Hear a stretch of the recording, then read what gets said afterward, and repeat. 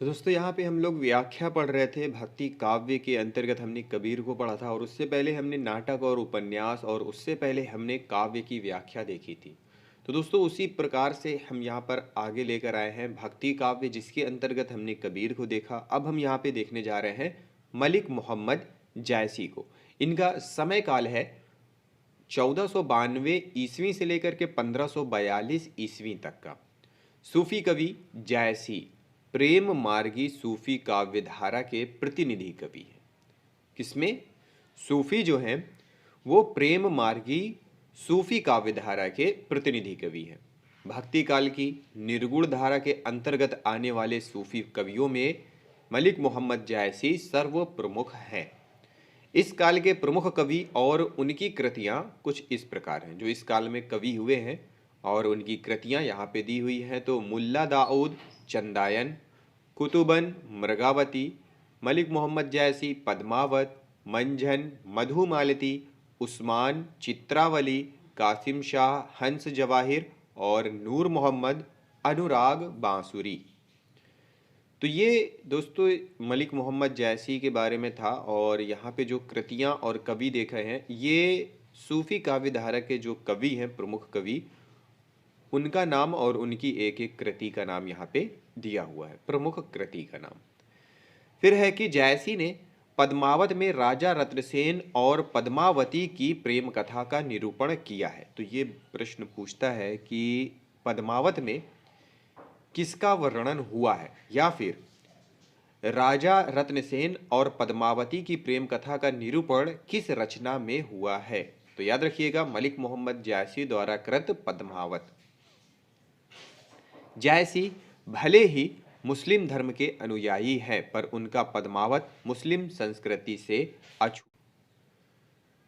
कहते हैं कि जैसी भले ही धर्म से मुस्लिम रहे हों, मुस्लिम धर्म के अनुयायी रहे हों, पर उनका जो पद्मावत ग्रंथ है उसमें मुस्लिम संस्कृति की झलक नहीं दिखाई देती है। इनका जो पद्मावत ग्रंथ है वो मुस्लिम संस्कृति से अछूता है।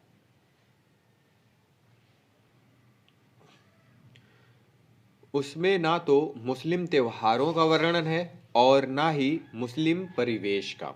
दूसरी ओर उसमें हिंदू संस्कृति से जुड़े अनेक तथ्य उपलब्ध होते हैं।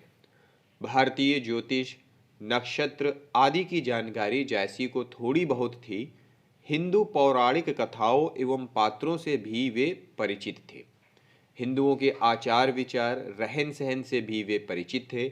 कृष्ण, राम, रावण, अर्जुन, कर्ण, सौरंध्री, कुबेर आदि का उल्लेख भी उन्होंने पद्मावत में किया है। पुराणों की अधकचरी जानकारी ही उन्हें थी, इसी कारण नारद को वे शैतान के रूप में चित्रित करते हैं। पद्मावत में साधनात्मक रहस्यवाद के अंतर्गत योग की परिभाषित शब्दावली का प्रयोग भी उन्होंने थोड़ा बहुत अपने ग्रंथ में किया है। जैसी ने जीवात्मा को पुरुष तथा परमात्मा को स्त्री के रूप में कल्पित किया है। तो ये प्रश्न पूछता है कि मलिक मोहम्मद जैसी ने जीवात्मा और परमात्मा को किस रूप में कल्पित किया है। तो जीवात्मा को पुरुष और परमात्मा को स्त्री, जीवात्मा को पुरुष और परमात्मा को स्त्री के रूप में कल्पित किया है। उनका श्रृंगार वर्णन भी भारतीय परंपरा के अनुरूप है। उन्होंने खंडन मंडन की प्रवृत्ति को न अपनाकर हिंदू मुस्लिम सांस्कृतिक एकता का प्रयास किया है। पद्मावती रत्नसेन की प्रेम कथा में उन्होंने जिन देवी देवताओं का उल्लेख किया है वे भारतीय संस्कृति से जुड़े हैं। निश्चय ही जायसी की सांस्कृतिक दृष्टि हिंदू संस्कृति की पोशाक थी।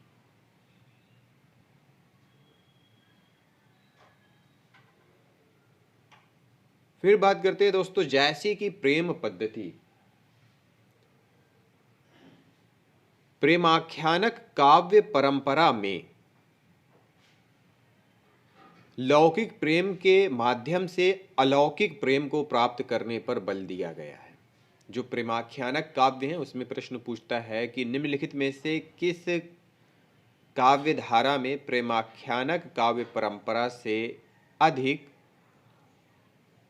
अलौकिक प्रेम को प्राप्त करने पर बल दिया गया है। मतलब लौकिक प्रेम के माध्यम से अलौकिक प्रेम को प्राप्त करने, फिर से बोलता हूँ कि यहाँ पे जो प्रश्न पूछता है वो ये है कि निम्नलिखित में से किस काव्य में लौकिक प्रेम के माध्यम से अलौकिक प्रेम को प्राप्त करने पर बल दिया गया है। तो याद रखिएगा, प्रेमाख्यानक काव्य में राजा रत्नसेन जीवात्मा का प्रतीक है और अनिंद सुंदरी पद्मावती परमात्मा का प्रतीक है। तो इस पर भी प्रश्न पूछा है कि रत्नसेन और पद्मावत, निम्नलिखित में से पद्मावत किसके प्रतीक हैं? नीचे दिए गए प्रश्नों के उत्तर दीजिए। तो यहाँ पे याद रखिएगा, रत्नसेन जीवात्मा और पद्मावती परमात्मा।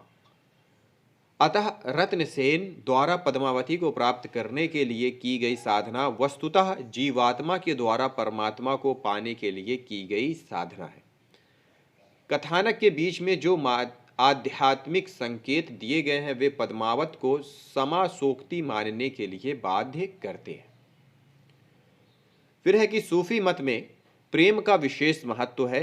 इसमें इश्क मजाजी मतलब लौकिक प्रेम के द्वारा इश्क हकीकी मतलब अलौकिक प्रेम तक पहुंचा जाता है।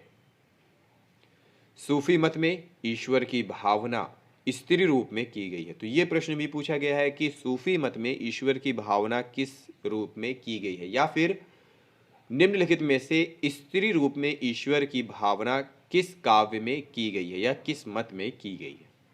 तो याद रखिएगा, सूफी मत में जिसे पाने के लिए पुरुष भक्त बनकर उससे प्रेम की भीख मांगता है, मिलन की चेष्टा करता है। सूफी मत में प्रेम का स्वरूप एकांतिक, गूढ़ और गंभीर होते हुए भी भावात्मकता एवं व्यवहारिकता से युक्त है। जैसी ने पद्मावती परमात्मा को अपूर्व सौंदर्य से मंडित दिखाया है, उसका सौंदर्य संसार में सर्वत्र व्याप्त है। लौकिक प्रेम से अलौकिक प्रेम की व्यंजना की है और यह माना है कि प्रेम पथ ही मुक्ति का पथ है। शरीरासक्ति प्रेम मार्ग में बाधक है। वे यह स्वीकार करते हैं और लिखते हैं कि 3 लोक 14 भुवन सबय परे मोही सुजी, प्रेम छोड़ी नहिम और कछु जो देखा मन बुझी। तो दोस्तों, ये था मलिक मोहम्मद जैसी के बारे में और उनके जो ग्रंथ हैं और उन पर जो पूछे जाने वाले महत्वपूर्ण प्रश्न हैं वो हमने देखे। मिलते हैं आगे अगली वीडियो में अगले टॉपिक के साथ। इस वीडियो को देखने के लिए बहुत बहुत धन्यवाद।